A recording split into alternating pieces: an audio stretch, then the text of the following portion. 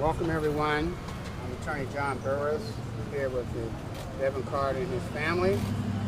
This has been a long haul for us, family, that Devin was assaulted, brutalized by members of the Stockton Police Department on December 30th. It was a hell of a nightmare that he suffered, feeling of losing perhaps his life at a very young age, and it was so uncalled for.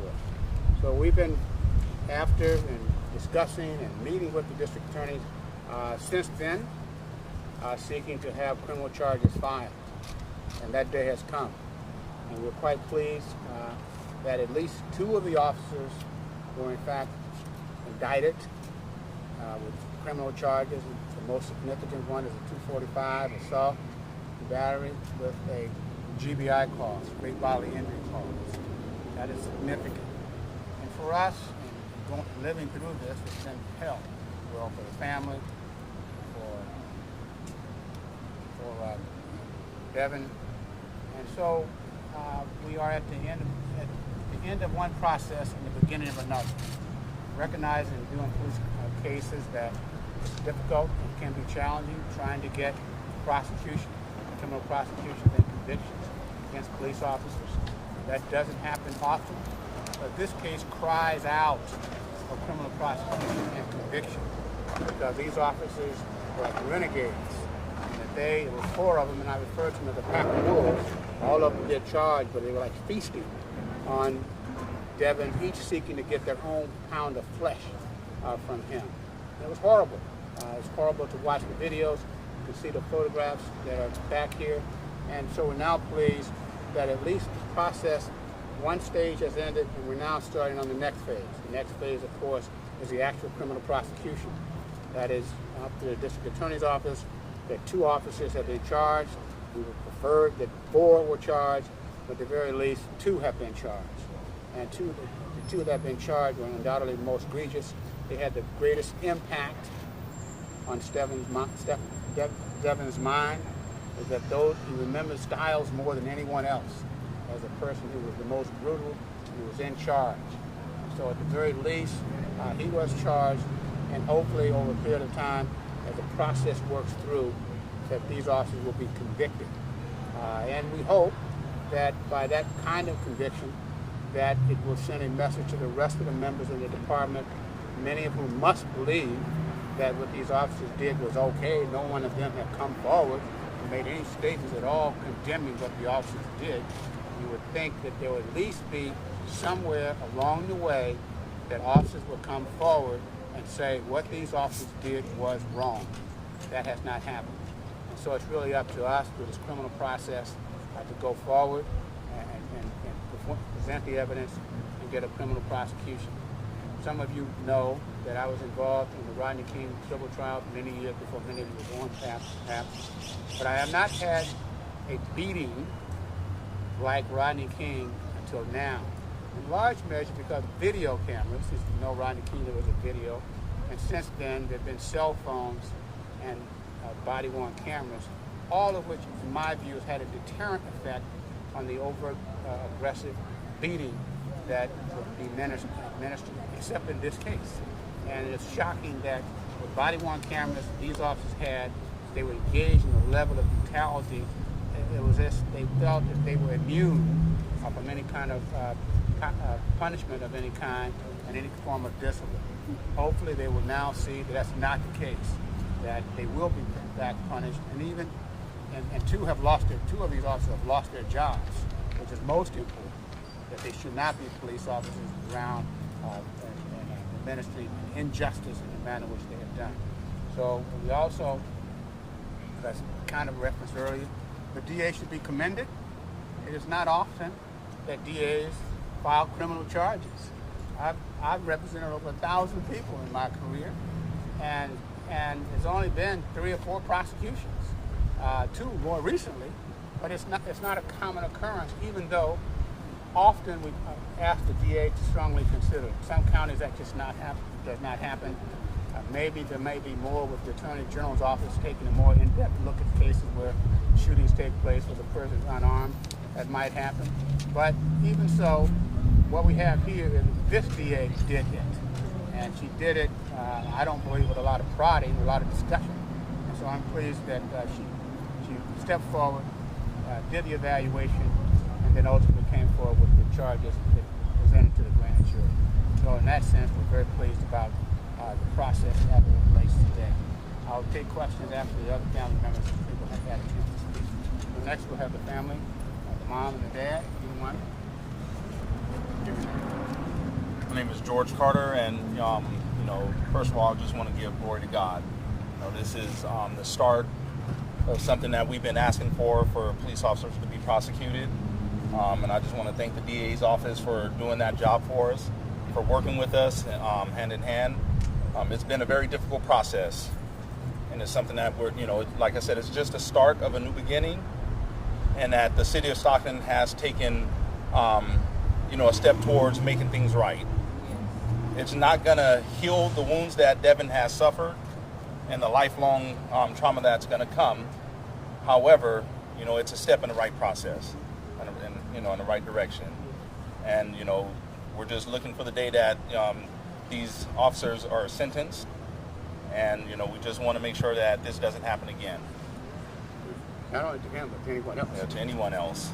More importantly, that the officers have a sense that they will be held accountable for this level, and that there's no free beating anymore.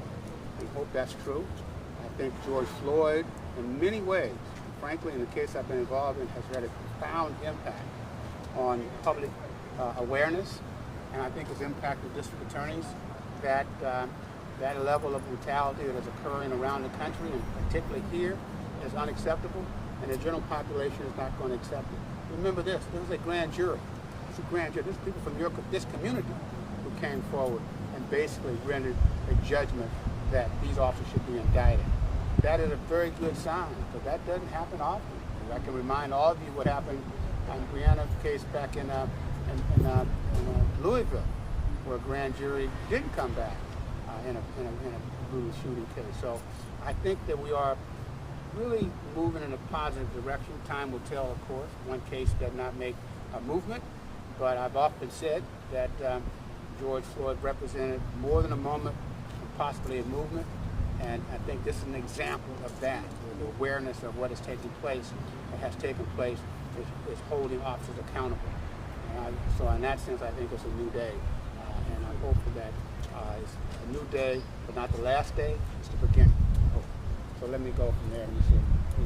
Mom,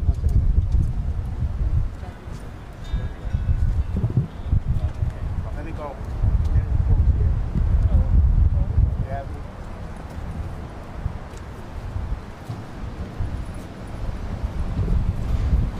No justice. No peace. No justice. No peace. No justice. No peace. Say his name. Devin Carter. Devin Carter. We're so thrilled to be here today. And first off, this day is all about Devin. What I want people to remember is that was Devin's face, an incident that happened.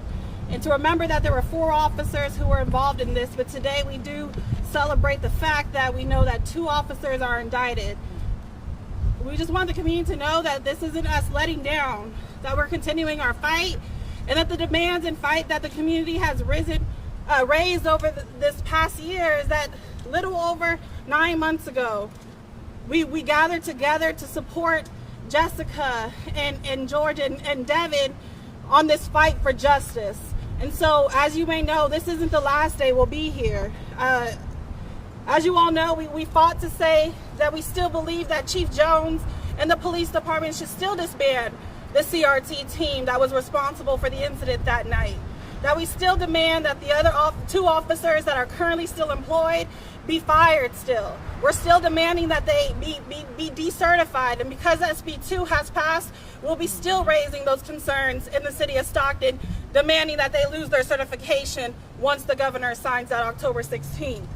We are also still fighting for the police and city to still establish a new policy relating to young people who are arrested or released without the rights of parents and guardians still there. We still demand that the city of Stockton implements a duty to intervene policy, because what happened that night was the lack of moral leadership between those 4 officers who failed to intervene when they brutally beat Devin nearly to death that night. And so here today, the community in solidarity with partners through the Gathering for Justice, through Faith in the Valley, through Live Free, and through many other organizations who've been here to support, we still say the fight is not over. And today, while DA Tori Salazar made this commitment, we know that's great, but there's still more work to do. There's still more changes that need to happen in the city. We applaud her for what she's done, but we look forward to the grand jury indicting many more families who've been impacted by the violence of policing in this city and in this county. Can you state your first and last name? Jasmine Delafosse. I think one of the things I wanted to say to follow up on that about what happened here, there was real fear. There was fear on the part of Devin when the police were pursuing him at a time when he did not want to stop on a dark road. And that's unfortunate, because that's the kind of fear that African American men, myself included, will have and still have when you're on a dark road where there's no one else that can protect you and save you. And what happened here when he was stopped, when he did stop, how they do a pit maneuver, he did get beat up. The very thing he was probably worried about happened. And that's the point that is most devastating here, is that there's this undercurrent of fear that exists within the African American community, particularly among African American boys and men. And that's why I just gave us talk today about the talk that we have to give to young men, and myself included, to my sons and grandsons, because it's for real. And I think that Devin is a classic example of that, of the kind of fear that you must have to be protective of yourself. And even so, bad things can still happen. Tony? So yes, this is emotional. It's an emotional moment. I'm honored to actually be here and be with the family. My name is Tony McNeil. I'm a community organizer with Faith in the Valley, and I was the first call, or the second call after Michael McBride from the Live Free USA. And so when he said fear, John, that resonates all through me. We cannot make things change if the community doesn't step up and acknowledge the fact that Black and brown young men and women are fearful when they are pursued and pulled over and stopped by law enforcement officers.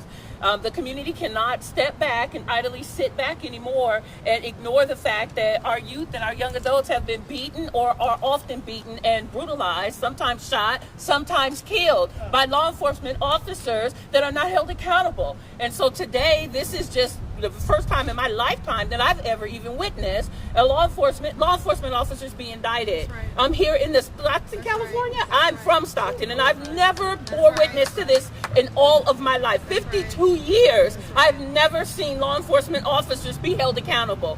I'm looking to see more officers be held accountable. This baby should not have been beat the way that he was, and the community should have been turned upside down in outrage.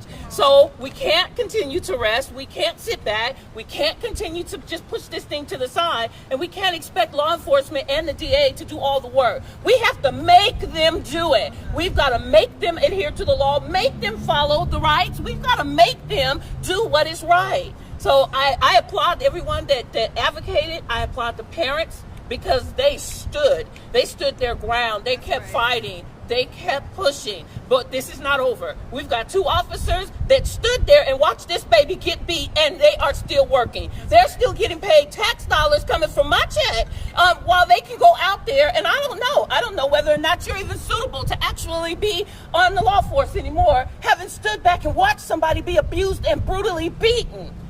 Yeah, there's still more to be done.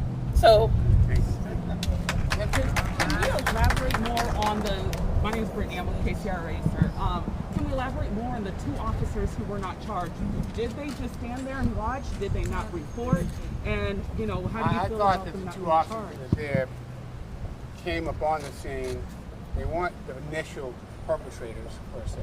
They came in, and that's how I view it. And I think that maybe that's what a grand jury may have given some consideration, because they came up on something. They may not have really known all that was taking place. but they did engage in significant physical force. So, our point of view, they should have been prosecuted. But I understand that the grand jury did not do so. And let me just say philosophically, given that I've been involved in a lot of cases where reform has been the centerpiece of what you're trying to get done. You're trying to change the culture of the department. And it takes an incident, one or more incidents, to cause responsible people, the mayor, the city manager, and the police chief, to appreciate that business in the past cannot be business as usual, and that they have an opportunity to use a case like this to change the culture, change the training, change the accountability, and really move the department in a progressive way. That can be done, and it can be done only if, in fact, there is a willingness on the part of the leadership within the department and the leadership within the town. It can be done, and if it isn't done, you'll have more cases like this in the future. That means that no lessons were learned, and there was no effort made to change the dynamics and the culture of the department. That requires concerted commitment on the part of the police chief and the city leaders. Okay, any questions anyone may have? John, was he charged on the night with resisting arrest, and what's happened to those charges? Well, what he has, he's in juvenile court there, and that matter is confidential. It's a privileged communication, so we're not in a position to talk about what happened there. But I will say this, so it's real clear here. It does not matter what he did before he was stopped. Because once he stopped, he put his hands up in a surrender position, he said he wasn't resisting. And that's when he got beat up. When he got beat up was not for what he'd done before. He got beat up because they could. And that may have been street justice punishment for him not obeying what they wanted him to obey. But notwithstanding that, they're held accountable for them because they have no right to administer street justice on the street to a young person or anybody because you don't like how they responded to you in the first instance. John, let me clarify that question real quick, because the DA is saying she's changing her charging on resisting arrest so that there has to be review of a body camera because that charge is so often misused. Absolutely. Can you talk about that? I think that body cams, haven't been involved in other cases. Body cams is a wealth of information. And what you really want to make sure that minor events are not used as a precursor, if you will, to charge, beat someone up, or hold someone accountable that really had a very minor event. So if you're looking at the body cam and what you really see is a minor event, like maybe a traffic violation, that should then cannot become the basis for assaultive conduct. It may be another type of charge, but it could be a resisting arrest, it could be traffic violations, but in and of itself does not justify the use of force, and particularly brutal force or outrageous, voracious type force. So those are the kind of things that the DA can do, because part of the DA is part of the process as well. They can look at the tapes that they see, and they can see what type of conduct that the person was involved in, and whether that conduct in any way justified the level of force that was done. Obviously, they made the decision that it did not justify it, because they did have access to the body cams.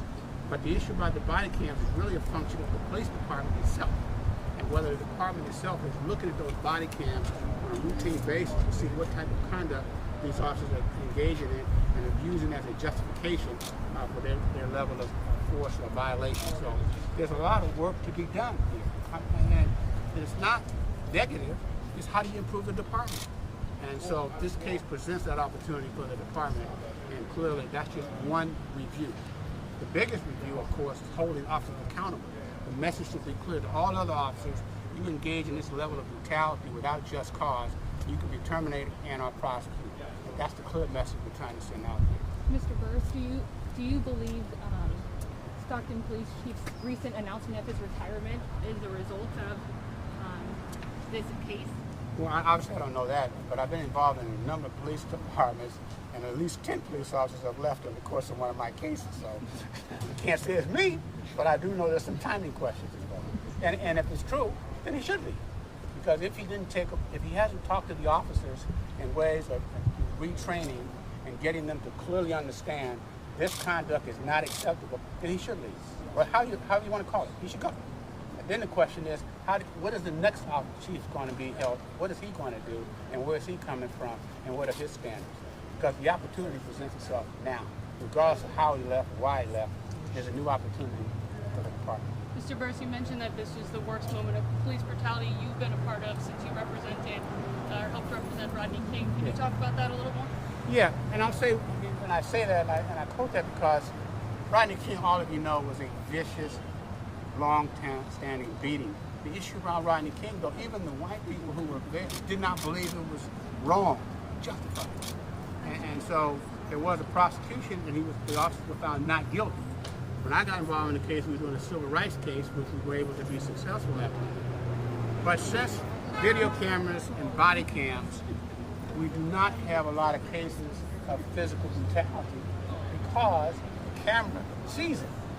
And so we have not seen that. And that's why this case was so shocking to me, is that the officers had body-worn cameras, and they still engaged in this level of brutality.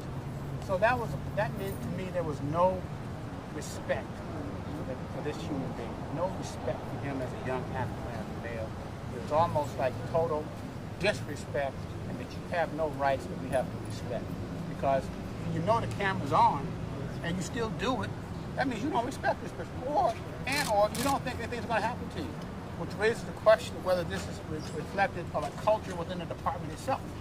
That is to say, this level of brutality by that particular unit is acceptable.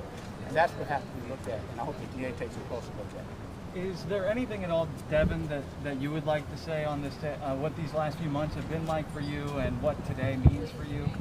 Anything at all? I mean, the process is a lot. Knowing that 2 out of 4 of the officers are being prosecuted and those other 2 are still on the force, I am in fear for my life. Say I do get pulled over by those 2 officers, the way I will be treated next time. If I get pulled over, will there be retaliation? Those are all of my main factors when I am driving. Any feelings of relief today? 2 out of 4 were fired, and 2 out of 4 are being prosecuted. I don't. 4 out of 4 should be prosecuted. You know, as part of the concept of fear, one of the things we asked for was for a stay-away order. And the officers tried to suggest that they didn't need that because the guns were taken. I'm going to tell you, they absolutely did need it. Because he is a vulnerable young man out there now, that he can be hooted at, harassed, yelled at, screamed at, even possibly jostled, even arrested, stopped on pretext, and that could be motivated. So we thought it is necessary that has some level of protection against retaliation. One should not ever be confused that there's no such thing as retaliation by police officers, because there are.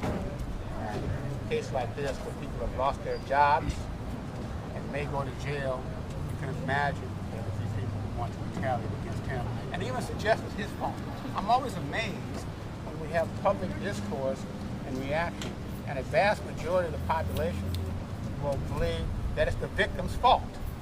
When I did Rodney King case, there were vast swaths of people who thought it was Rodney King's fault. He's the one that caused the beating because they thought that he was not in compliant enough. And there are people who feel that way about Devin. That Devin caused this. Well, the truth of the matter is, he didn't do anything that caused the beating that he received. Because we don't train officers to give street justice because they don't like the way a person responds to them. You know, you can yell, you can scream, you can say anything you want to a police officer. None of that justifies using force or deadly force. That's not a deadly force case, but it's damn it could have been a deadly force case by the manner in which you. Okay? Thank you. Thank you.